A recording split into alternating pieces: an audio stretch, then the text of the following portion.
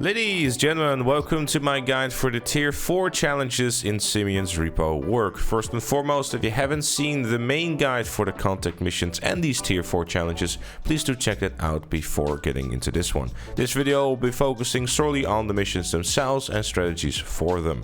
So without further ado, let's get right into it. Starting off with blow up 4, what you want to do is you want to bring your armor Kuruma and then park it over here. Then when you exit the warehouse, you want to get inside it and start picking off every single enemy one by one. The Mark II revolver will be the excellent choice here, as every single body shot will be a one-shot kill.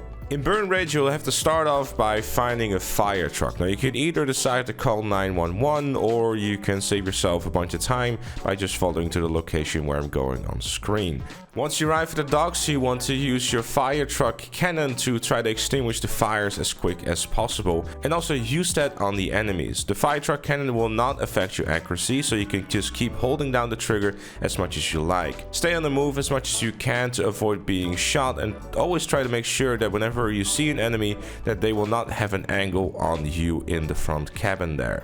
As soon as you see an enemy, try to prioritize the enemy over extinguishing the fire, because honestly, those guys can hurt you and the fire cannot.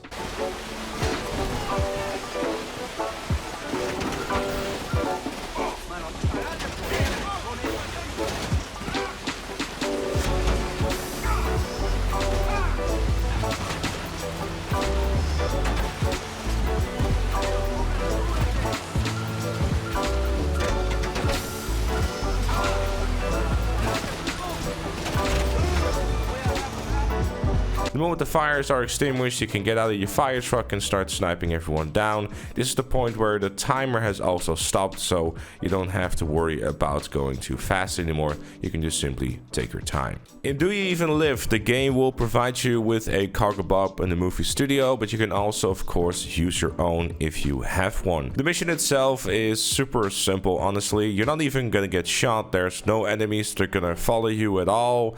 And it's really just a matter of like repositioning the cars in a position where you're able to pick it up with your cargo bob, because all the gates around the area are always going to be shot, so you will have to use a cargo bob regardless. The best way to go about this one, honestly, is just bringing all the cars to the parking lot and don't get out your cargo bob until the very last one has been delivered there. Then just get into all the cars and deliver them to the appropriate location one by one.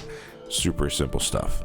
In GTA Today 2, your main enemy is not going to be your accuracy or your damage or anything like that. It's going to be the mission itself if you are playing this solo, because the time can be pretty tight if you are not careful. You want to start off by going to B, and then after you have delivered that car, you want to go to A. It's probably a better idea to use a heavy revolver for those targets there, but with the pump shotgun, you can fire a little bit quicker, so that's probably a better idea. In the second run, you want to go to B first and then grab the swinger, and as you're making your way to the docks, immediately call Lester to call off the cops.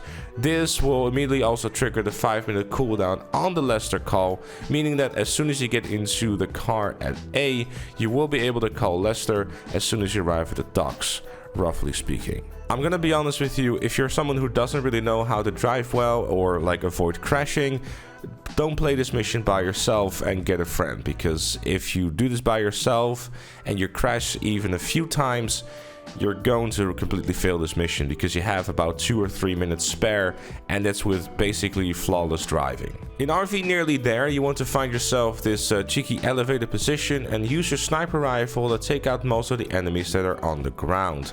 Before anyone says anything, yes, you're also able to use a cargo bob to lift the brickade out of there, but I figured I'd also make a guide for those folks who don't actually have a cargo bob, because, you know, not everyone is filthy rich. As soon as those enemies are down, you can make your way to the parking lot where there will be 2 enemies next to the brickade.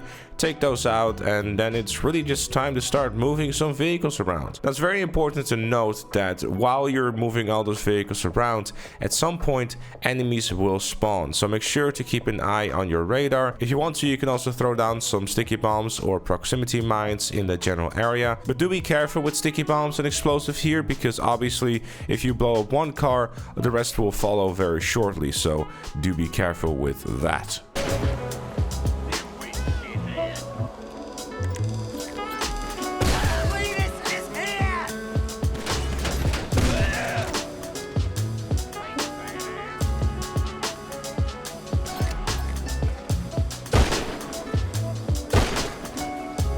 As soon as you acquire the briquette, you simply just want to follow what I'm going to be doing on screen. The TLDR of it is that we're going to be utilizing the train tracks to make our way back to the city and avoid getting shot. I found myself not really struggling with getting damaged too much in this mission. It really was just more an issue of the briquette itself just getting shot to hell. When you're on the train tracks, you can just keep following those train tracks until you hit this point, and then the enemies will just simply stop spawning and you can just drive to the dealership without any issues. In Sasquatch, you have to use a Sasquatch to destroy a bunch of vehicles, but I think it's rather slow, so let's just use our own personal vehicle instead, shall we? Yes, this also means that you can use the Oppressor Mark II if you wish to do so. I'd kind of argue that if you're trying to make this go by a little bit quicker, that it's probably a good idea to do so. But basically this mission comes down to using sticky bombs and never really firing a bullet ever, because that way you'll basically just get 100% accuracy, and that's pretty much that. Not really a whole lot to say about this mission. Just throw sticky bombs, destroy vehicles, there's no time limit, and yeah, good luck. Even if you're within the Oppressor Mark II, by the way, I would argue that it's probably better to use sticky bombs for 2 of the locations, for the simple reason you can get onto a roof and just completely avoid getting shot at by the cops. And also the fact that the Oppressor Mark II only has 20 missiles, and there's definitely more than 20 vehicles inside of this mission. Simeonomics, if I'm pronouncing that correctly, I definitely am not. No bullets need to be fired here, just simply steal the target vehicles by driving there, and that's it. You can call Lester in this mission, by the way, but I don't think it makes a whole lot of sense, because the moment that you go to LSIA again, you will get your wanted level back. But, you know, I guess you can call it for one of the 2 vehicles to make your life a little bit quicker and also a little bit easier. Under the hammer is where I would argue a armored Kuruma is effectively just a necessity. If you're trying to go for the 50% damage here, you're pretty much going to need it. What you want to do is what I did on stream just there. Use the armored Kuruma, take out those 3 guards, and then make your way outside of it by going straight. You definitely want to be going straight. Don't take a left there immediately, because those cop cars will always be there, and then race your way to the docks. This one is going to come down to a bit of driving skill as well, looking ahead on your radar what's happening and avoiding any sort of roadblocks that the cops are setting up as well on your way there. And when you go back for your second run, you want to make sure to take out these 4 guards before you make your move inside, because they will be at the front of the gate there if you exit with the last vehicle. As soon as those 4 are down, grab the car and again take a straight. I got a bit unlucky there with RNG that 2 cop cars were there, but because those 4 guards were taken out earlier, I didn't get shot at all. So this one is really all about going quick and not wasting too much time trying to take out enemies, because the longer you wait, the more cops will show up, and the more likely it is you'll get either blocked into a location or you will get shot to bits. Also, a cheeky little way of losing your cops is currently happening on your screen whenever you arrive at the docks. And that's all there is to it. Thanks for watching. Leave a like if you enjoyed or found it useful. Subscribe for more and become a member like Chloe, GTA Plus, Left Lane Looney, OnlyFans Made Me Do It, Notorious Jam, and the Vinewood Car Club. Thank you for watching, and I'll see you all later.